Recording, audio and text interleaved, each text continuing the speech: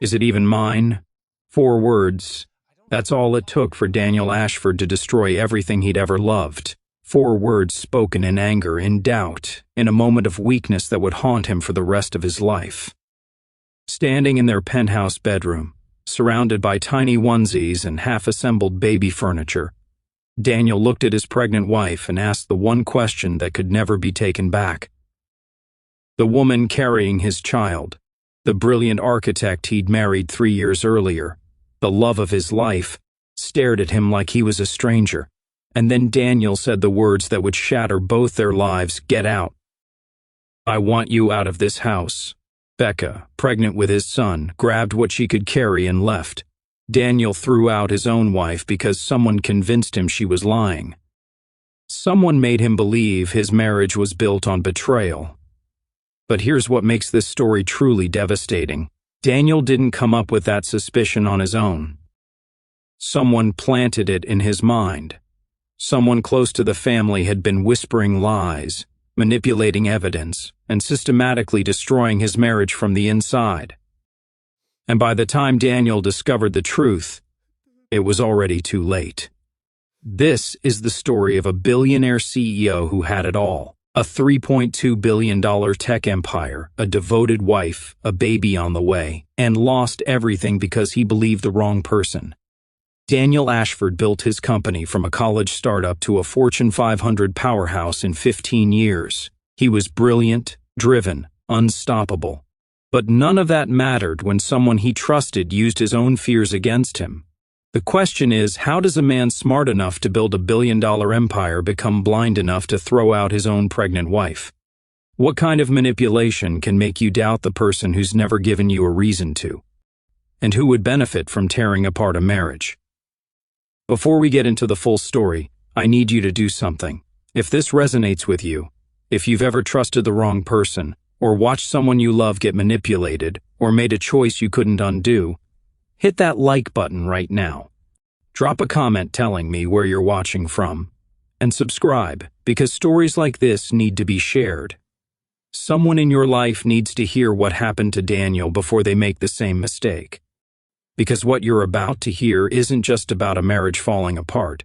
It's about how quickly trust can be poisoned, how easily doubt can be planted, and how devastating the consequences are when you choose paranoia over love. Daniel's story started with success and promise. It ended with him holding his newborn son, knowing he'd sacrificed his family for a lie someone else told him. The fall was systematic, calculated, and absolutely preventable. If only Daniel had asked himself one simple question before he threw Becca out: who benefits if my marriage fails? Let's go back to where it all started. Daniel Ashford wasn't born into wealth. He was born into struggle. At 18, he left Buffalo on a full scholarship to MIT, carrying everything he owned in 2 duffel bags. His mother had died from cancer the year before, leaving Daniel and his father Robert to navigate grief while barely keeping their heads above water financially. Robert worked double shifts at a manufacturing plant just to keep the lights on. But Daniel had a gift. He saw patterns in code that others missed. He understood how technology could solve real business problems. By his junior year, he'd built a software prototype in his dorm room, a system that helped companies manage operations with a fraction of the manpower. His roommate told him he was crazy to drop out. His professors begged him to finish his degree. Daniel left anyway. He was 20 years old with $3,000 in savings and an idea he believed in. 15 years later, Ashford Industries was worth $3.2 billion. The scholarship kid from Buffalo had built a Fortune 500 company that revolutionized how businesses operated worldwide. Daniel employed over 8,000 people across 12 countries. Tech magazines called him a visionary. Forbes put him on their cover. And the first thing Daniel did with his success? He took care of his father. Robert retired from the factory at 58, never having to work another double shift. Daniel bought him the Greenwich estate, a sprawling mansion with gardens and privacy, the kind of home his mother had dreamed about but never lived to see. Robert's life transformed from paycheck to paycheck survival to substantial wealth. He had investment portfolios, trust funds, property. Daniel made sure his father would never worry about money again. But success has a cost nobody warns you about. At 42, Daniel had built an empire and secured his father's future, but he'd missed weddings, funerals, birthdays. He'd sacrificed relationships for revenue, personal connections for profit margins. Robert had aged into a lonely widower in that big house, and Daniel had been too busy conquering markets to notice. Then he met Rebecca at an industry conference in San Francisco. She wasn't impressed by his net worth or his reputation. Rebecca was an architect from Portland who'd worked her way through school waiting tables at night. She had this way of looking at Daniel like she could see past the CEO persona to the Buffalo Kid underneath. Their first conversation lasted 3 hours. They talked about everything except business, family, loss, what actually matters in life.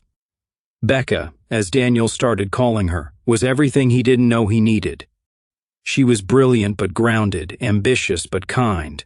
She didn't want Daniel's money. She wanted Daniel. 3 years later, they got married at a vineyard in Napa Valley. Small ceremony, close friends and family only. Daniel's father walked him down the aisle, tears streaming down his face. Robert stood there in his custom suit, no longer the factory worker in worn clothes, but the weight of losing his wife still visible in his eyes. It was the happiest Daniel had ever been. He'd built a company, secured his father's future, and now with Becca, he was building a real life. Robert attended the wedding alone. His wife, Daniel's mother, had been gone for over a decade. The loneliness showed in the way Robert held on to Daniel just a bit too long during their embrace, and the slight tremor in his voice during his toast. Within a year, Robert would remarry, and that's where Daniel's world started its slow, inevitable collapse. Patricia Caldwell entered their lives at a charity gala, the kind of high society event Robert could now attend thanks to Daniel's success. She was a polished, elegant widow at 55 who understood exactly how to navigate wealthy circles. She paid attention to Robert in ways that made the old man feel young again. Daniel wanted his father to be happy. God knows Robert deserved happiness after losing his wife and spending years alone. But something about Patricia felt rehearsed. Her smile came too quickly. Her compliments were too perfectly timed. She said all the right things, but it felt like lines from a script she'd memorized. "You're being paranoid," Robert told Daniel when he voiced concerns. "Patricia is wonderful. She makes me feel alive again." So Daniel stayed quiet. He attended their wedding 8 months after they met, a rushed ceremony that felt more like a business transaction than a celebration. He watched Patricia move into the Greenwich estate, the house Daniel had bought for his father, the home his mother never got to see. He noticed how Patricia studied Becca at family dinners, her eyes tracking his wife's every movement with an intensity that made his skin crawl. But Robert was happy, and Daniel convinced himself that was enough. He had no idea Patricia had been planning something from the moment she learned about the Ashford fortune. He didn't know that his father's new wife saw Daniel's marriage as the one obstacle between her and millions, and he certainly didn't realize that Patricia's interest in his family had nothing to do with love and everything to do with money. The destruction was already in motion. Daniel just didn't see it coming. 2 years into their marriage, Becca became pregnant. It was an October evening when Daniel found out. He'd just survived a brutal board meeting, investors demanding faster growth, competitors breathing down his neck, the usual pressure that came with running a billion-dollar company. He walked through the door of their Central Park penthouse exhausted, ready to collapse. Becca was waiting for him, and her eyes were different, bright, nervous, excited. She handed him a small box without saying a word. Daniel opened it slowly, his tired brain not processing what he was seeing at first. Inside were tiny baby shoes, impossibly small, blue and white, and a positive pregnancy test. The world stopped. "We're having a baby," Becca whispered, tears already streaming down her face. Daniel dropped the box. He lifted Becca off her feet and held her close, spinning her around as she laughed and cried at the same time. All those board meetings, all those late nights at the office, all the money and success, none of it compared to this moment. "We're actually having a baby," he kept repeating, like saying it made it more real. They decided to wait until the 12-week mark before telling family. Those early weeks became the most precious time of Daniel's life. He started leaving work at reasonable hours for the first time in his career. His executives were shocked. His assistant thought he was sick. But Daniel wasn't sick. He was finally truly happy. They spent evenings designing the nursery. Becca wanted soft greens and whites, calming colors. Daniel wanted to build shelves for books because he was already planning to read to their son every night. They argued playfully over names: Andrew, Michael, James. Nothing felt quite right yet, but they had time. Becca glowed despite the morning sickness. She'd wake up nauseous but smiling, her hand already resting protectively on her still flat stomach. Daniel would bring her crackers and ginger tea, marveling at how this brilliant woman who'd won architectural awards was now growing their child. "You're staring at me again," Becca would say, catching him watching her. "I can't help it. You're carrying our baby. Our baby who's currently making me hate the smell of coffee," she'd laugh. They took walks through Central Park, talking about the future. What kind of parents they'd be, how they'd balance careers and family, whether their son would inherit Daniel's analytical mind or Becca's creative vision. Everything felt possible. Everything felt right. Daniel had built an empire, but this family he was creating with Becca was his greatest achievement. He had no idea that someone was already planning to destroy it, that those peaceful evenings and joyful plans would soon be replaced by suspicion, anger, and a question that would end everything. The happiness was real, but it was fragile, and Patricia was about to shatter it completely. While Daniel and Becca celebrated their pregnancy, Patricia was making her move. Robert's health had been declining for over a year. It started small, forgotten words, moments of confusion, a slight drag in his left foot. Then came the strokes. 3 of them over 6 months, each one stealing a bit more of the sharp mind that had once endured double shifts to keep his son fed. The doctors said Robert needed full-time care and reduced stress. He needed someone to manage his affairs, make medical decisions, handle the complicated finances of a man now worth millions thanks to his billionaire son's generosity. Patricia volunteered immediately. "I'm his wife," she told Daniel over the phone. "I should be taking care of him. He trusts me." Daniel hesitated. Something felt wrong about giving Patricia that much control, but what choice did he have? Robert was vulnerable. He needed help, and legally, Patricia had every right as his spouse. Against Daniel's better judgment, Robert gave Patricia power of attorney. She now controlled his medical decisions, his bank accounts, his investment portfolios, his properties. Everything Daniel had worked to build for his father was suddenly in Patricia's hands. Then she pushed further. "Your father wants me on the advisory board at Ashford Industries," Patricia announced at a family dinner. "He thinks I should understand the business." For succession planning purposes. Daniel's jaw tightened. "The advisory board discusses sensitive company information. You have no business experience. Robert thinks I'm capable." "Don't you, darling?" Robert, weakened and tired, nodded slowly. "Patricia's smart. She wants to help secure the family legacy." So Patricia joined the board. And that's when her true intentions became clear. She attended every meeting, taking notes, asking pointed questions that had nothing to do with helping, and everything to do with positioning herself.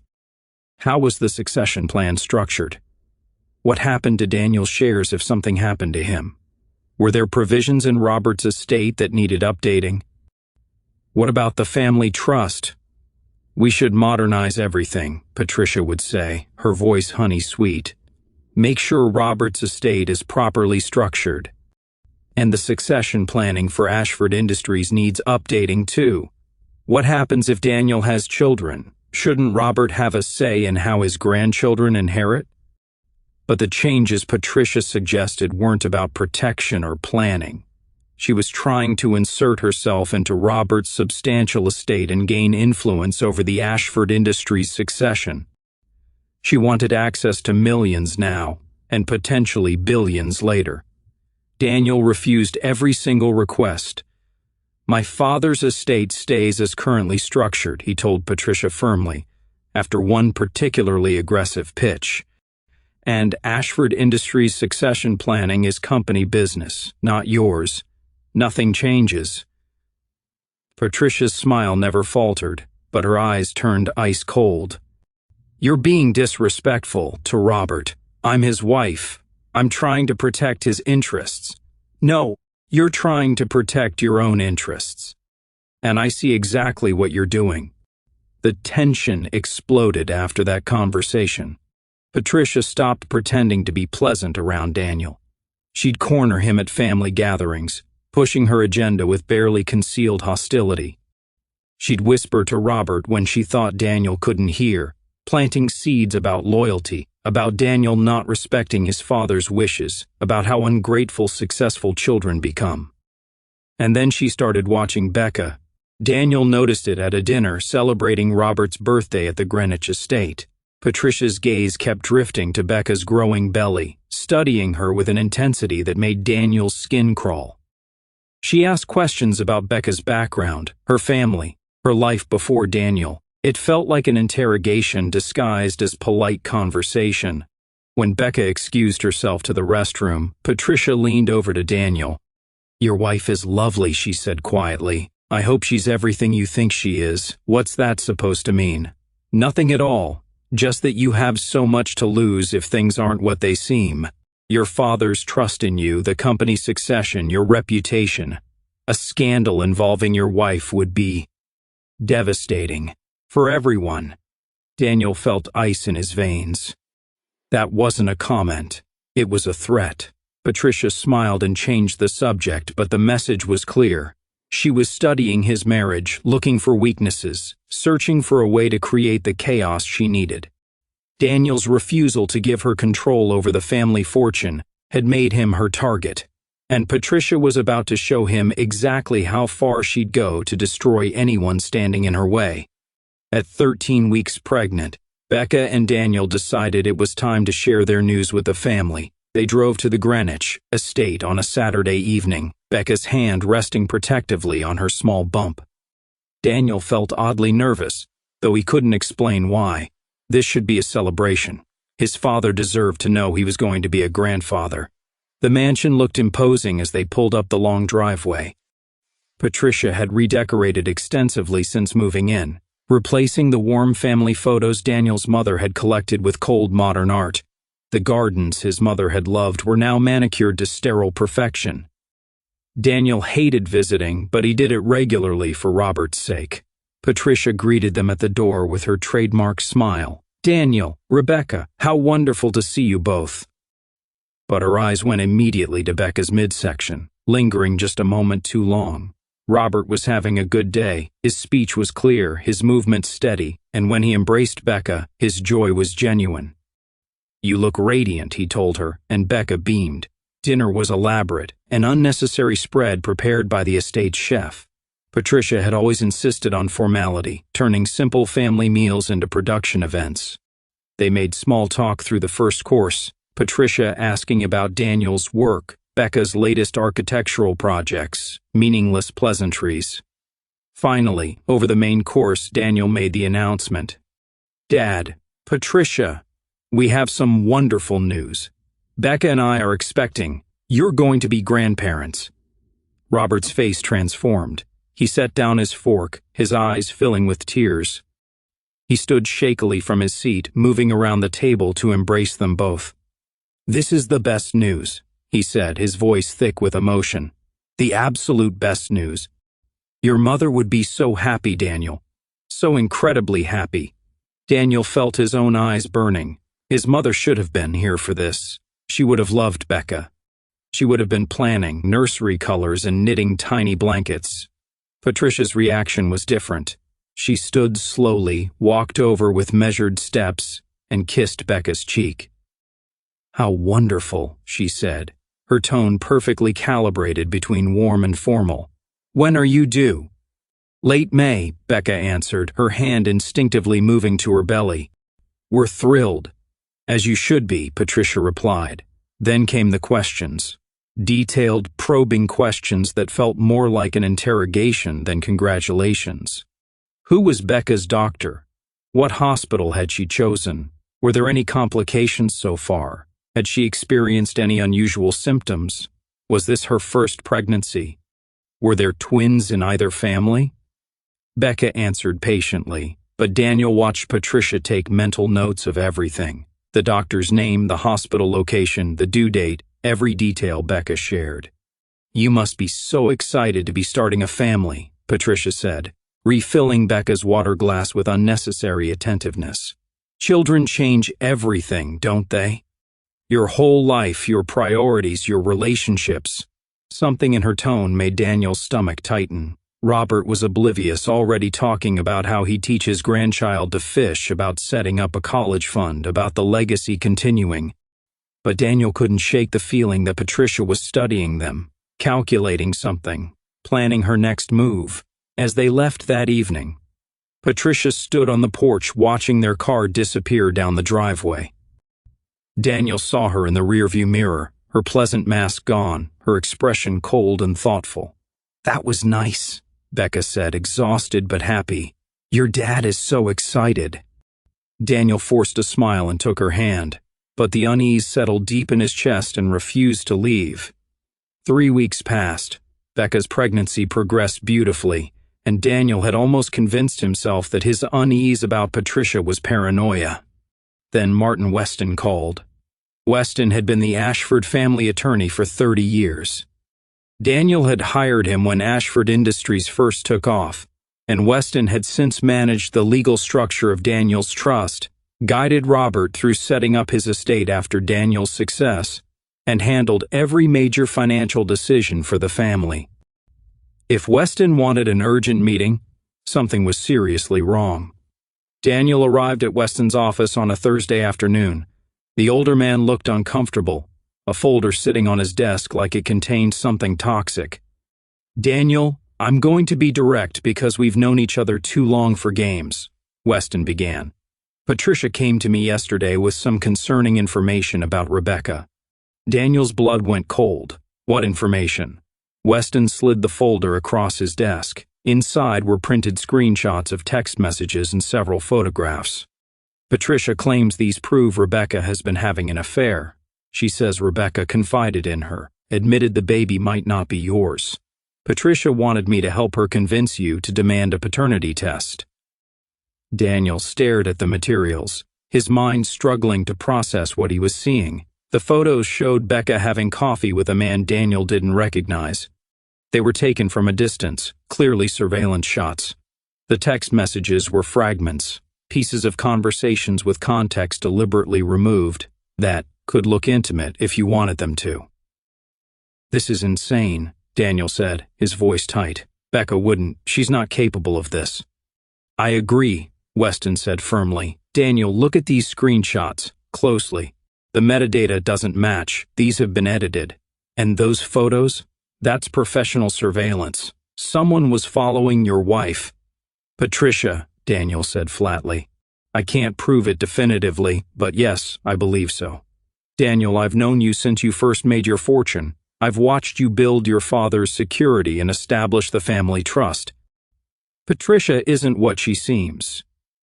Weston leaned forward, his expression grave. "Your father's estate is substantial, worth millions thanks to your generosity over the years. With Robert's health declining, there are significant inheritance issues at play. Patricia has power of attorney, but she wants more. She's been pushing for changes to the trust that would give her considerable control." Daniel felt reality shifting beneath him. "She's trying to get rid of Becca. If she can convince me the baby isn't mine, that our marriage is based on lies, then you might divorce Rebecca, or at minimum, create enough family discord to weaken your influence over Robert's decisions, Weston finished. Patricia's been pushing your father hard. Robert's been resisting her demands, but he's vulnerable. If you and Rebecca divorce, especially over infidelity claims, it creates the chaos Patricia needs to manipulate Robert into changing his estate plan. Daniel looked at the manufactured evidence again. The man in the photos with Becca. Who was he? The text messages, taken out of context, almost looked damning. Almost. Who's the man in these photos? Daniel asked. Weston checked his notes. Patricia identified him as Vincent Morales. She claims he's Rebecca's ex-boyfriend from college. According to Patricia, they've been meeting regularly for months. And the hotels she mentioned? Patricia claims to have evidence of late-night meetings at hotels. She didn't provide that evidence to me, but she was very specific about it. Daniel, this is a calculated attack on your marriage. Daniel left Weston's office furious and terrified. He didn't believe Patricia's accusations for a second.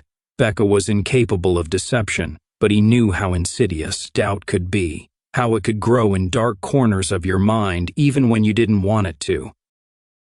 He decided to confront Patricia directly before saying anything to Becca or his father. Daniel arrived at the Greenwich estate unannounced 2 days later. Robert was napping, and Patricia received him in the sunroom, his mother's favorite space, now stripped of everything that had made it warm. I spoke with Martin Weston, Daniel said without preamble. I know what you're trying to do. Patricia set down her teacup with deliberate calm. I'm trying to protect this family, Daniel. I understand you're defensive about Rebecca, but... Don't, Daniel interrupted, his voice hard. Those screenshots were edited. The photos were surveillance. You've been following my wife, manufacturing evidence of an affair that doesn't exist. Why? Patricia's composure didn't crack. Her tone cooled. Because I care about your father, and about you, whether you believe it or not. Rebecca isn't who you think she is.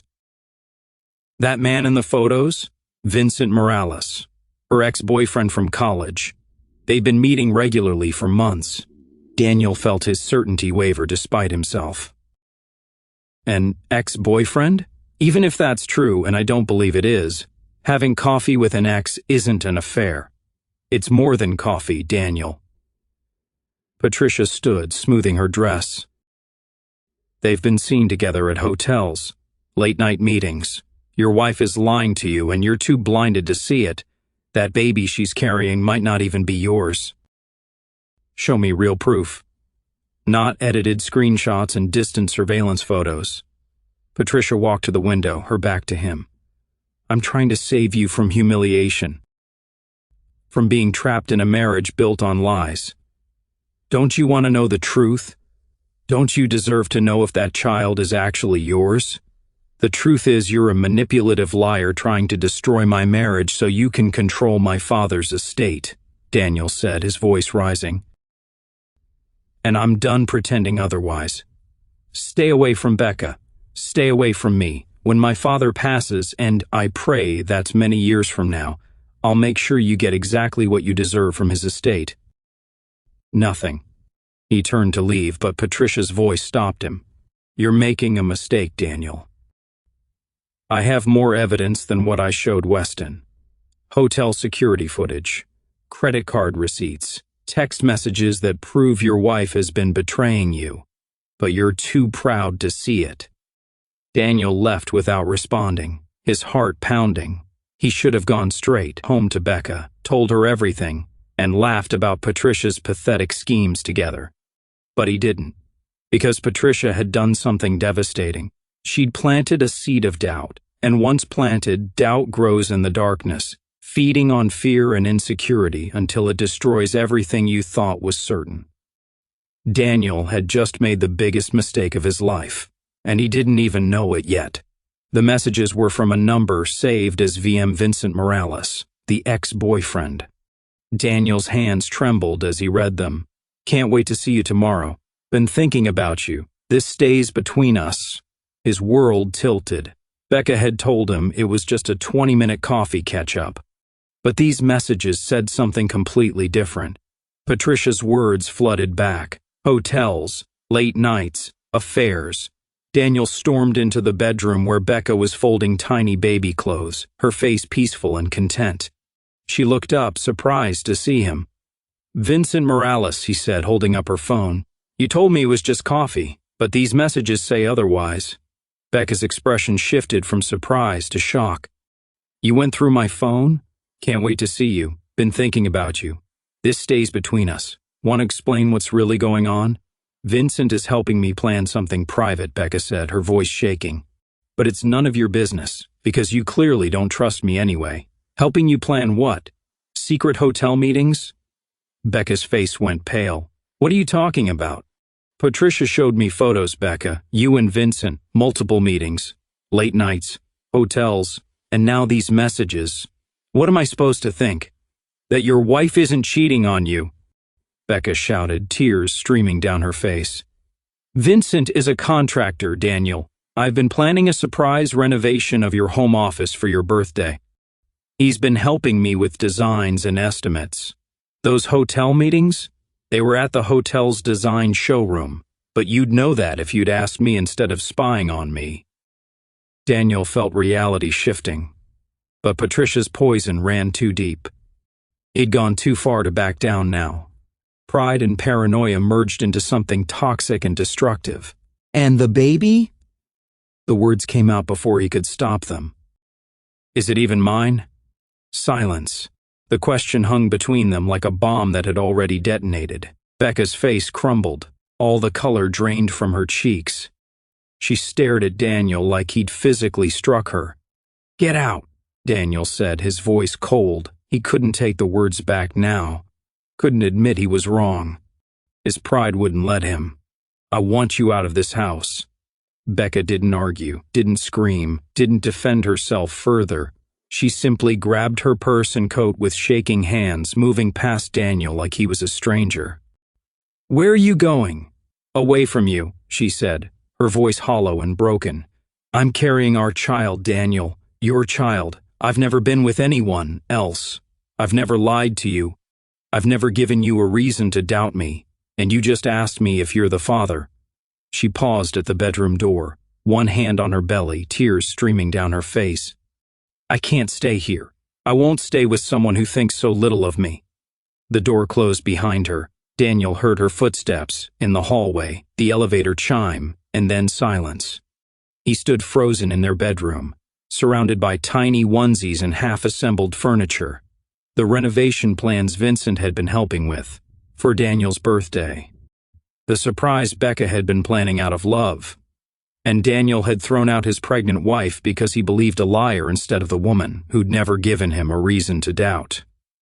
Patricia had won, and Daniel had lost everything. Becca checked into a hotel that night.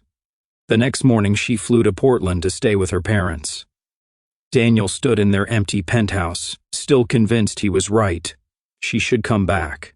She should explain herself better. She should understand why he had questions. But Becca didn't call, didn't text, didn't reach out. 3 days later, Daniel received a letter from an attorney he'd never heard of. It was a cease and desist, warning him not to contact Rebecca directly. All communication had to go through her legal representative. Daniel stared at the letter in disbelief. This was supposed to be his wife, the mother of his child, and now lawyers were involved? He called his father, telling him everything.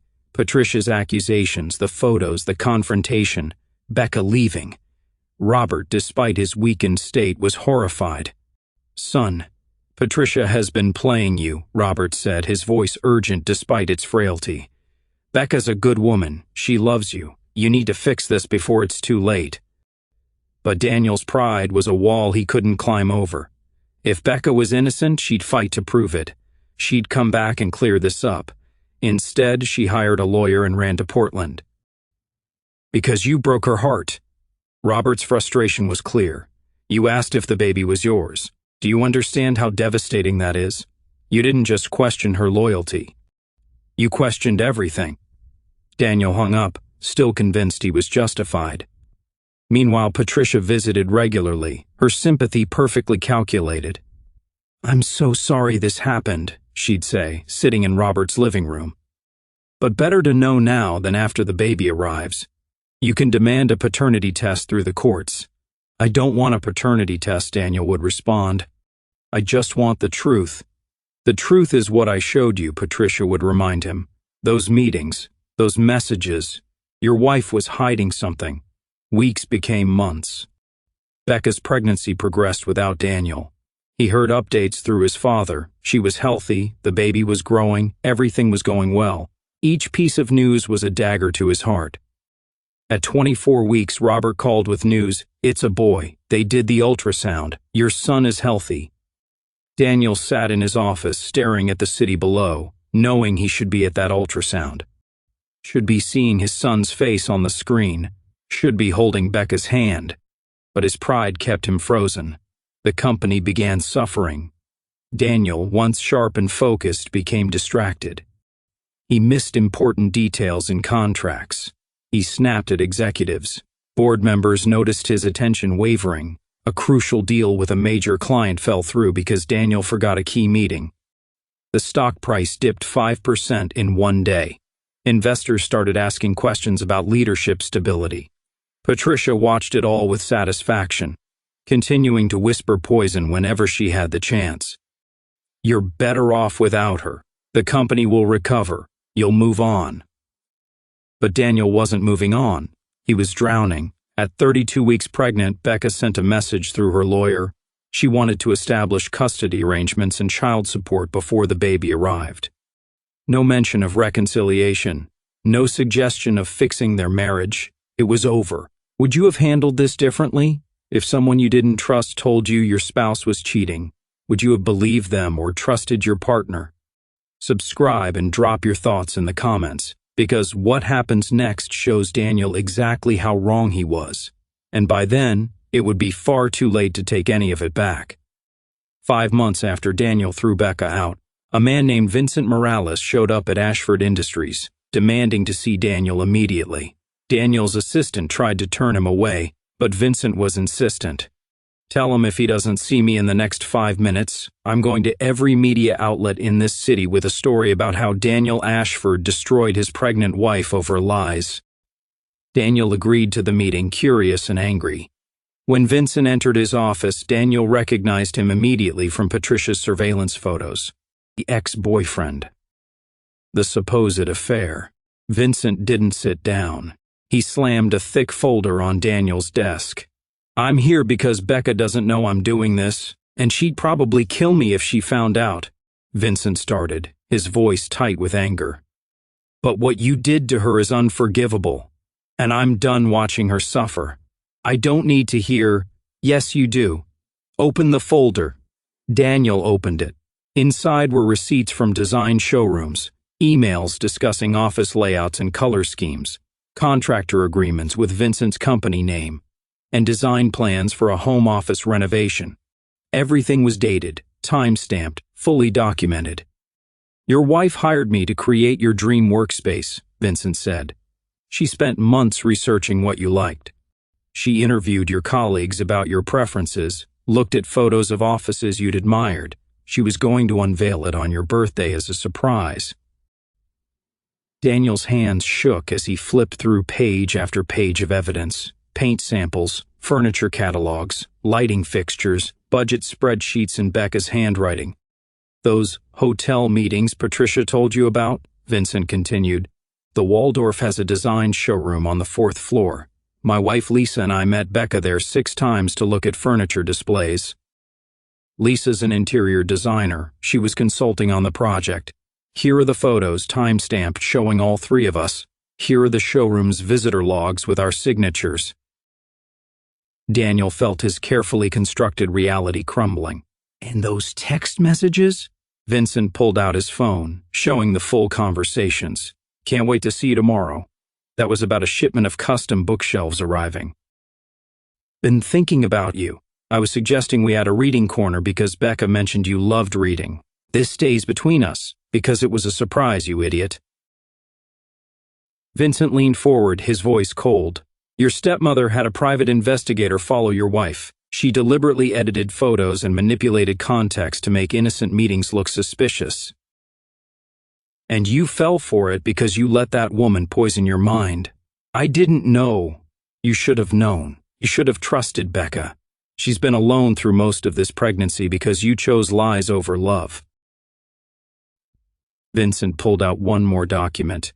And just so we're crystal clear, I'm happily married with 2 kids at home. My wife Lisa knew about every single meeting with Becca because we worked on this project together as a team. Here's a photo of my family, me, Lisa, and our daughters. The idea that Becca and I were having an affair isn't just wrong, it's insulting to both our marriages. Daniel stared at the family photo. Vincent, his wife, and their 2 young daughters smiling at a beach. Becca is due in 3 weeks, Vincent said quietly. She's been heartbroken and alone. That baby, he's yours. Becca's never been with anyone else. She's never even looked at another man since she married you. But you were too paranoid to believe her.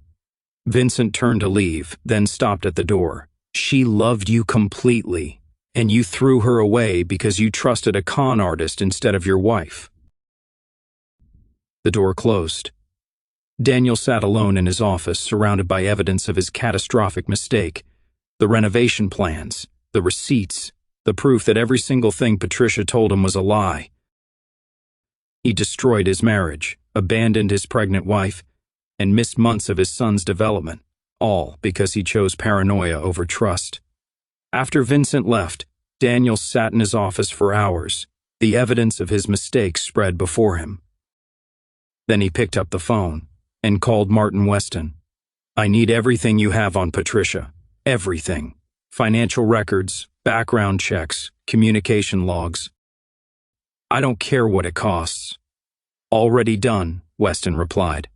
I've been building a case for months, Daniel, waiting for you to come to your senses. Can you be at my office in an hour? What Weston revealed was worse than Daniel imagined. Patricia Caldwell isn't even her real name, Weston began, sliding a thick investigative report across his desk. She's Patricia Hendricks. She's been married 3 times before your father. Each husband was elderly, wealthy, and conveniently died within 2 years of marriage. Daniel felt sick. She killed them? Can't prove it definitively. The deaths were ruled natural causes. But the pattern is clear. Husband 1, heart attack at 73, 6 months after making Patricia primary beneficiary. Husband 2, stroke at 68, 1 year after marriage. Husband 3, complications from pneumonia at 71, 18 months in. Weston pulled out more documents. Each time, Patricia walked away with millions. She changes her name slightly, moves to a new city, and finds her next target at charity events where wealthy older men gather. Your father was her biggest mark yet. How did we not catch this? She's good at what she does, creates believable backstories, has fake references, knows exactly how to play the grieving widow looking for companionship. By the time anyone gets suspicious, she's already embedded herself. Weston showed Daniel bank records. Patricia's been manipulating your father's doctors, convincing them Robert's more impaired than he actually is. She's isolated him from old friends. She got power of attorney and immediately started positioning herself to inherit the bulk of his estate. And Becca? Daniel asked, though he already knew the answer. A strong marriage between you and Rebecca made it harder for Patricia to control the family fortune. She needed chaos. Needed you distracted, doubting, weakened. The affair accusation was designed to destroy your marriage and your focus. If you divorced Becca, especially over infidelity, it would create the instability Patricia needed to manipulate Robert into changing his will in her favor. Daniel felt rage building. She destroyed my marriage as a business strategy. Essentially, yes, and it was working. Robert was vulnerable. You were distracted. Your company was suffering. Patricia was weeks away from convincing Robert to make changes that would have given her control over millions. Armed with evidence, Daniel drove to the Greenwich estate. His father was waiting, heartbroken but determined. Daniel had already told him everything. Patricia was in the sunroom when Daniel entered, her pleasant mask firmly in place. "Get out," Daniel said simply. I have proof of everything. The fake identity, the 3 previous husbands, the manipulation, the lies about Becca. I could have you arrested for fraud and elder abuse. Instead, I'm giving you 1 hour to pack and leave. If you ever contact this family again, I'll file charges." Patricia's mask finally cracked. The pleasant, caring persona evaporated, replaced by cold calculation. "You'll regret this," she said, her voice ice. "Robert already changed his will. You'll get nothing." "Actually," Weston said, stepping out from Robert's study, "those changes were made under duress and coercion. They've been legally voided. Mr. Ashford's previous will stands. You, Patricia, get exactly what his original estate plan specified for any future spouse. Nothing." Patricia's face twisted with fury, but she knew she'd lost. She left that night, her schemes destroyed, her con exposed, but her damage remained. Daniel had exposed the liar, but he'd already lost everything that mattered. Daniel flew to Portland the next day. He stood on Becca's parents' porch at sunset, clutching the evidence. Vincent S. folder, Weston's report on Patricia, proof that every accusation was a lie. Becca's mother answered the door, her expression cold. "She doesn't want to see you. Please." "I know I don't deserve her forgiveness, but I need her to know the truth. Patricia lied about everything. I have proof. The renovation Vincent was helping with, I understand now. I was wrong about everything." Becca appeared behind her mother, heavily pregnant and exhausted. Her eyes, once warm when she looked at Daniel, were now guarded and sad. "I know about Patricia," she said quietly. "Vincent told me you finally figured it out. I'm glad you exposed her, for your father's sake. Becca, I'm so sorry. God, I'm so sorry. I let her manipulate me. I should have trusted you. I should have—" "Yes, you should have." Becca's voice was calm but final. "We made vows, Daniel. I never gave you a reason to doubt me. Not once. But the moment someone whispered lies, you turned on me. You looked at me, pregnant, with your child, and believed I was cheating. I know. I was wrong. Please let me make this right." "How?" Becca asked, tears sliding down her cheeks. "How do you make this right? You threw me out. You made me go through this pregnancy alone. I've been to every doctor's appointment by myself, every ultrasound, every milestone. You weren't there when I felt him kick for the first time. You weren't there when I was scared at 3 a.m. wondering if something was wrong." Daniel felt his own tears falling. "I'll do anything to fix this." "That's just it, Daniel. You can't fix broken trust. What happens next time someone plants doubts? What happens when life gets hard, when another Patricia comes along? How do I ever trust that you won't turn on me again? You can trust me. I promise. You promised to love and honor me. You promised in sickness and in health. And you broke those promises the first time they were tested." Becca's hand rested on her belly. "I want my son to know his father. We'll work out custody, visitation. I won't keep him from you. But us? We're done, Daniel. You killed that when you asked if the baby was yours." 3 weeks later, Becca gave birth to Andrew Robert Ashford. She allowed Daniel to be there, not as her husband, but as the baby's father. He stood in the corner of the delivery room, watching Becca labor without being able to hold her hand, comfort her, or be her partner.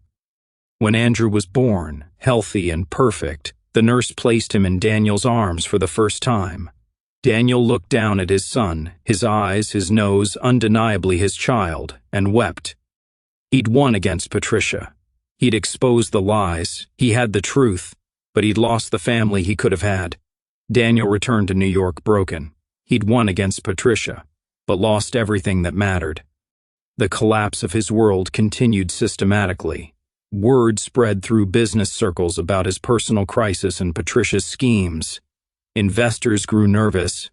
The board of Ashford Industries, already concerned about Daniel's months of distraction, called an emergency meeting. "Daniel, we need to address the leadership situation," the board chairman began. "The stock has dropped 20% in 6 months. We've lost 3 major clients. Competitors are capitalizing on our instability."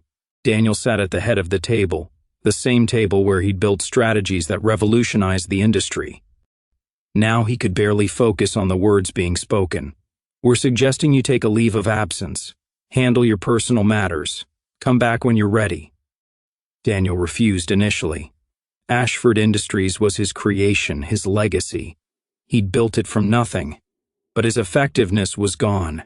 Numbers that once made perfect sense now blurred together. Strategies that should have been obvious eluded him. He made costly mistakes in negotiations. He missed critical details in contracts. A partnership that should have been straightforward fell through because Daniel couldn't concentrate during the final presentation. The company lost $40 million in one afternoon, after a disastrous quarterly report showed the worst numbers in Ashford Industries history. The board presented Daniel with an ultimatum: step down as CEO voluntarily or face a vote of no confidence. At 42, Daniel chose to resign. He walked away from the empire he'd spent 15 years building, a casualty of his own poor judgment. The scholarship kid from Buffalo who'd become a billionaire CEO was now just another failed executive. The press had a field day. Ashford steps down amid personal crisis.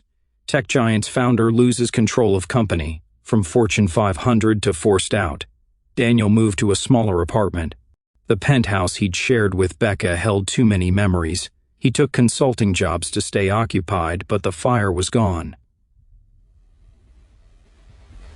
4 months after Andrew's birth, Robert Ashford passed away.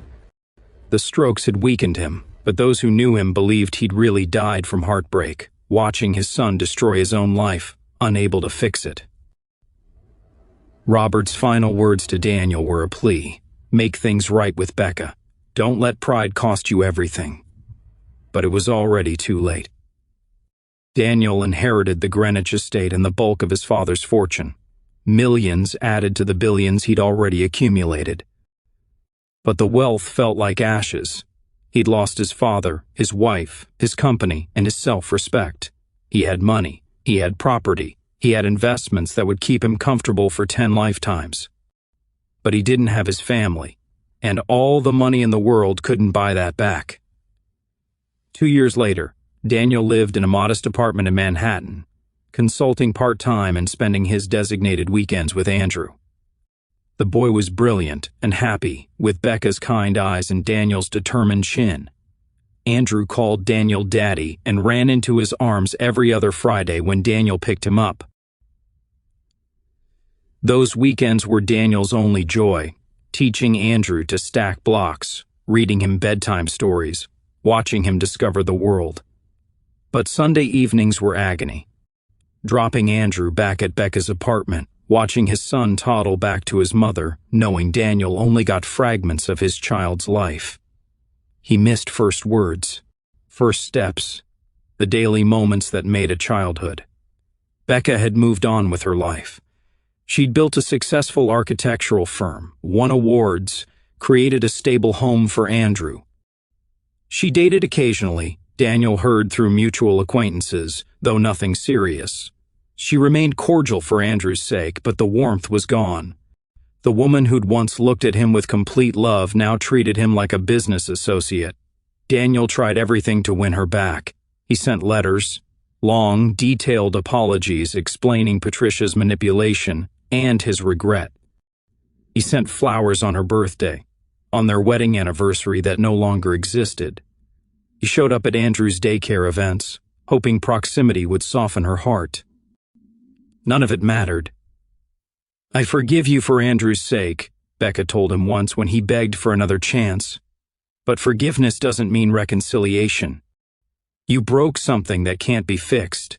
People rebuild after mistakes all the time, not from this. You didn't just make a mistake, Daniel. You fundamentally didn't believe in me. And I can't spend my life wondering when you'll doubt me again." The question he'd asked that night, "Is it even mine?" had killed something in Becca that couldn't be resurrected. She'd offered him trust, loyalty, and love. He'd responded with suspicion, paranoia, and cruelty.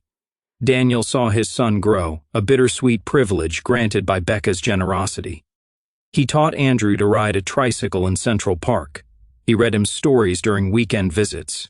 He celebrated birthdays as a guest, not a father who lived there. He watched Andrew call Becca's apartment home while Daniel's place was just Daddy's house. The lesson came too late. Trust, once broken, can't always be mended.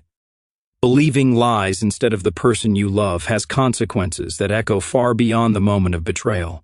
Patricia had destroyed Daniel's life not through lies alone, but by exploiting the weakness in his trust, the pride in his heart, and his inability to believe in his wife when it mattered most.